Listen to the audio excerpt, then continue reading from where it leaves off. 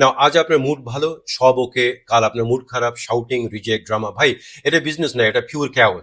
একটু থামুন, আপনার বিজনেসে কি রুল ফলো করে না আপনার মুডকে ফলো করে? সত্যি কথা বলি, মুড বেসড ম্যানেজমেন্ট মানে হলো ইনস্ট্যাবিলিটি, কনফিউশন, ট্রাস্ট ইরোশন।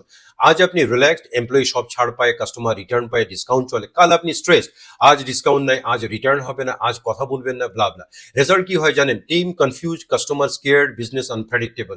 আর আনপ্রেডিক্টেবল বিজনেস কখনো স্কেল করে না। একটা রিটেল শপের কথা ধরেন, যে একদিন কাস্টমার রিটার্ন করলে ওনার বলে ঠিক আছে ভাই নিয়ে যান, পরের দিন একই সিচুয়েশন, না রিটার্ন হবে না ভাই, কাস্টমার ভাবে এই দোকানে কোনো রুল নাই, নেক্সট টাইম সে আর আসে না, রিভিউ খারাপ দেয়, ট্রাস্ট শেষ হয়। প্রবলেম প্রোডাক্ট না, প্রবলেম প্রাইস না, প্রবলেম হলো মুড বেসড ডিসিশন। মুড দিয়ে বিজনেস চালালে ওনার পাওয়ারফুল মনে হয়, বিজনেস উইক হয়। রুল দিয়ে বিজনেস চালালে ওনার ফ্রি ফ্রি হয়, বিজনেস স্ট্রং হয়। ডিসিপ্লিন মানে রিজিড হওয়া না, ডিসিপ্লিন মানে হলো same rule every day, same decision, same situation, same experience, every customer.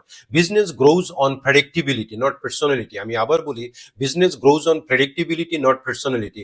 একটা সিম্পল ডিসিপ্লিন সিস্টেম হতে পারে, discount policy written, return policy fixed, staff behaviour guideline, compliant handling, SOP, এগুলো থাকলে আপনার মুড ইরেলেভেন্ট হবে, বিজনেস রানস অন এক্সিকিউশন। আজ নিজেকে একটা অনেস্ট প্রশ্ন করুন, যে আমার বিজনেস কি আমার মুড বুঝে চলে? যদি উত্তর হয় হ্যাঁ, ডেঞ্জার জোন। মনে রাখবেন যে emotion creates chaos, execution creates scale.